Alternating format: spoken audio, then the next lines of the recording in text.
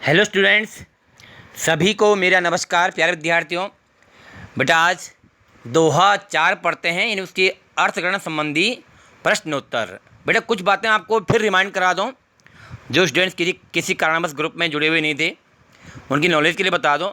हम ये जो कविताएं हैं ये ऑलरेडी ऑफलाइन में आपको समझा चुके हैं। अब हम इसके बेस्ड अर्थगणना संबंधी प्रश्नोत्तर आजकल करा रहे हैं ऑनलाइन में। और एक दिन में आपको एक ही दोहा यानी एक ही साखी का काम भेजा जाता है, इन उसके अर्थगणना संबंधी प्रश्नोत्तर और उसकी वीडियो आपको भेजी जाती है। तो आपको पहले भी बता चुका हूँ, फिर बता रहा हूँ। आपको सबसे पहले जो आपको क्वेश्चन भेजे जाते हैं, जैसे मैं भेज रहा हूँ, आप देख रहे हैं यहाँ पे 1 2 3 4 5 6 लगभग 4 5 या 6 क्वेश्चन आपको भेज जाते हैं एक दोहे के, एक दिन में। केवल ऑनलाइन की मैं बात कर रहा हूँ। ये आपको पहले ही पढ़ाए जा चुके हैं क्लास में।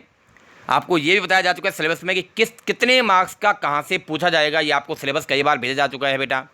उस सिलेबस को आप लोग एक बार फिर बता रहा हूँ, अपनी कॉपी में अवश्य लिखें। एक बार फिर कह रहा हूँ, जो आपको सिलेबस भेजा हुआ है उस सिलेबस को अपनी कॉपी में उसी फॉर्मेट में आप कॉपी में लिख लें, ताकि आपको इन प्रश्नोत्तर को समझने में और आसानी हो, क्योंकि इनके बेस पे MCQ क्वेश्चन भी एग्जाम में पूछे जाएंगे। तो ऐसी बेटा आप तैयारी करें। चलिए पढ़ते हैं नंबर 4 साखी। मैं हर बार आपको बताता हूं कि आपको सबसे पहले ये काम जो आपको PDF भेजा जाता है ये अपनी हिंदी कॉपी में लिखना है, और लिखने के बाद अपनी कॉपी सामने रखनी है, किताब भी सामने रखनी है। तब आपको समझना है, तब आपको वीडियो सुननी है, तभी आपको समझने में आसानी होगी। खाली औपचारिकता आप न करें, ठीक है बेटा। जैसे आप देख रहे हमने बड़ी सजावट के साथ लिखा हुआ है, तो आप भी ऐसा ही लिखें। पढ़ते हैं नंबर 4 साखी आज अर्थगणना संबंधी। एक बार फिर बता रहा हूँ, पहले भी बता चुका हूँ कि आपके पास एग्जाम में इसी प्रकार के काव्यांश आएंगे, पोइट्री का कुछ पोर्शन आएगा, और ऐसे ही क्वेश्चन एग्जाम में पूछे जाएंगे, और इससे छोटे छोटे क्वेश्चन भी पूछे जाएंगे। इसके लिए आपको उस काव्यांश का अर्थ समझ में आना चाहिए, जिसको हम क्या बोल रहे हैं, अर्थगणना संबंधी प्रश्नोत्तर। क्या बोल रहे हैं, अर्थगणना संबंधी प्रश्नोत्तर। आपको एग्जाम क्वेश्चन पेपर में जो पोट्री का छोटा सा पोर्शन दिया होगा उसका पहले अर्थ आपको आना चाहिए, तभी आप उन क्वेश्चन के आंसर लिख पाओगे। फर्स्ट क्वेश्चन है बेटा, पखा पकी का क्या आशय। अब आशय मानी अर्थ, मीनिंग, कि पखा पकी का क्या आशय है। लिखा है पखा पकी का आशय है पक्ष विपक्ष, तर्क वितर्क या समर्थन विरोध का झगड़ा। जब कबीरदास जी ने कहा था, हमने आपको समझाया था कि लोग ईश्वर के बारे में पक्ष और विपक्ष के चक्कर में उलझते रहते हैं। नंबर 2 क्वेश्चन है बेटा, सारा संसार किस कारण किसे भूला हुआ है। इसी एक ही क्वेश्चन में 2 बातें पूछी गई हैं कि समस्त संसार किस कारण से किसको भूला हुआ है। आंसर है सारा संसार आपसी तर्क वितर्क और समर्थन विरोध के कारण ईश्वर को भूला हुआ है। अभी आपको बड़े इजी क्वेश्चन लग रहे होंगे। जब यही क्वेश्चन मेरे एग्जाम में आते हैं, यही क्वेश्चन कठिन लगते हैं। इसके लिए आपको तैयारी करनी है, वीडियो को सुनना है, क्वेश्चन आंसर कॉपी में लिखने हैं, जो आपको सब्जेक्ट टीचर के द्वारा क्लास में स्टडी ग्रुप में भेजा जाता है, वो आपको लिखना भी है, समझना बेटा। थर्ड क्वेश्चन में सच्चा संत कौन है। हमने खुद कहा था आपको, कबीरदास सच्चे संत समाज सुधारक कवि थे। क्या थे कबीरदास जी? एक संत समाज सुधारक कवि थे। वो क्या करें, आंसर क्या है, सच्चा संत वही है जो सभी वैर विरोधों और संघर्षों से हटकर ईश्वर का भजन करता है, यानी ईश्वर को स्मरण करता है, ईश्वर का पूजा पाठ करता है। हम आपको फिर बता रहे हैं, खाली ईश्वर का पूजा पाठ करने से मतलब ये नहीं है कि आप कई घंटों पूजा कर रहे हैं। अपना कर्म करना भी एक पूजा है। Work is worship. जो कार्य हमें सौंपा गया है उसको सही तरीके से करना, उसे भी हम पूजा कहते हैं। वही सच्चे संत कहलाते हैं, जो अपने कर्म के प्रति समर्पित होते हैं।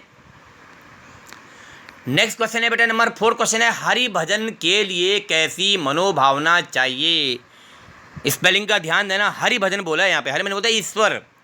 आंसर है हरि भजन के लिए समर्थन विरोध की भावना से ऊपर उठना बहुत आवश्यक है।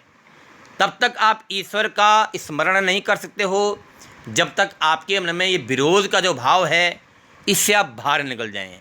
आपसी बैर भाव को आपको मिटाना होगा, तभी आप सच्चे ईश्वर के अनुयायी ईश्वर का स्मरण कर सकते हो। किसके अनुसार? कबीरदास जी की साखियों के अनुसार। और साधारण जीवन में भी है। आपके मन में अगर कुछ बैर भाव है तो आप सच्चे ईश्वर के संपर्क में कभी नहीं आ पाएंगे। नंबर लास्ट क्वेश्चन है, सॉरी 5वां क्वेश्चन है, भाव सौंदर्य स्पष्ट करो।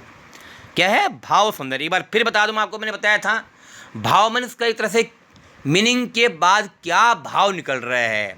ठीक है, जैसे इसमें कबीर की निडरता और साप कोई साप झलकती है, यानी इस दोहे में किसकी पका पकी के कारणे सब जग रहा बुलान, जो ये दोहा है, निरपक होय कि हर बजे सोई संत सुजान, सोई संत सुजान। इस दोहे के माध्यम से, साखी के माध्यम से कबीर निडर भाव से अपनी बात को साफ स्पष्ट कहा है। जो लिखा है, उन्होंने समाज के लोगों को खरी खरी सुनाते हुए तर्क वितर्क के झगड़ों से दूर रहने की सलाह दी है। मैं आपको पहले बता चुका था, क्लास में ऑफलाइन में समझा चुका था, कबीरदास जी एक ऐसे सच्चे संत समाज सुधारक कवि थे जो सभी धर्मों के लोगों को स्पष्ट बताते थे, खरी खरी सुनाते थे, टोकते भी थे, व्यंग्य भी करते थे जहाँ उन्हें लगता था कि गलत हो रहा है समाज में।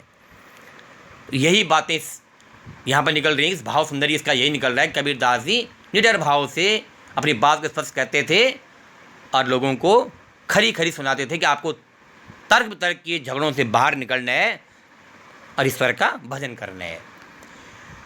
अंतिम क्वेश्चन है शिल्प सौंदर्य। आपको पहले बता चुका हूँ, चमक दमक सुंदरता किसकी? काव्य की, उसको क्या बोलते हैं? शिल्प सौंदर्य भी बोलते हैं। नंबर फर्स्ट पॉइंट है दोहा छंद का सुंदर प्रयोग है, पहले भी आपको समझा चुका हूँ।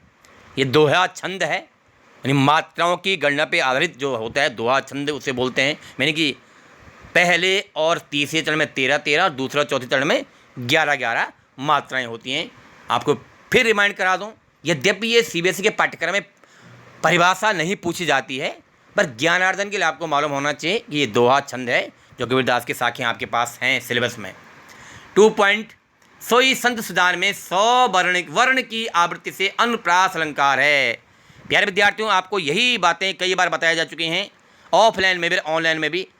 ब्लैक बोर्ड की हेल्प से भी आपको समझाया गया है कि आपको अलंकार पहचानने, कैसे पहचानने। यहाँ पे लिखा है सोई मनी संत सुजान। सोई मनी तो वही होता है, संत मनी ज्ञानी होता है, सुजान मनी भी ज्ञानी होता है। संत सुजान ज्ञानी के लिए बोलते हैं, क्या सच्चा ज्ञानी वही है। सोई में 100 अक्षर की आवृत्ति हो रही है, संत में भी 100 अक्षर की आवृत्ति हो रही है, सुजान में 100 अक्षर। वर्ण मनी बोलते हैं अक्षर के लिए, वर्ण मनी अक्षर के लिए बोलते हैं। तो यहाँ पर कौन सा अलंकार है? अनुप्रास अलंकार है, जहाँ पर एक ही व्यंजन वर्ण की आवृत्ति बार बार होती है। आवृत्ति में दोहराना, रिपीटेड, तो उससे वहाँ पर हम क्या बोलते हैं? अनुप्रास अलंकार है। नंबर लास्ट पॉइंट है ब्रज भाषा का प्रयोग है। इन दोहों में, किन दोहों में? जो कबीरदास के दोहे आपके सिलेबस में हैं उनमें ब्रज भाषा का प्रयोग किया गया है। माने जो ब्रज क्षेत्र है वहाँ के जो देहाती शब्द हैं कहीं कहीं, वो भी इन, यानी जो उस क्षेत्र में बोले जाते होंगे उसका प्रयोग, जिसे हम बोल रहे हैं ब्रज भाषा का प्रयोग इन साखियों में किया गया है। तो ऐसा बेटा आपको समझना है। एक बार फिर दोहरा दूं, आपको ये क्वेश्चन आंसर पहले अपनी कॉपी में लिखने हैं अच्छी सी हैंड राइटिंग में, उसके बाद ही आपको वीडियो समझनी है और आपको समझने में आसानी भी होगी। तो बेटा इससे आगे हम नेक्स्ट वीडियो में पढ़ाएंगे। यहाँ तक कोई भी समस्या हो आप हमें प्रश्न अवश्य पूछें। धन्यवाद।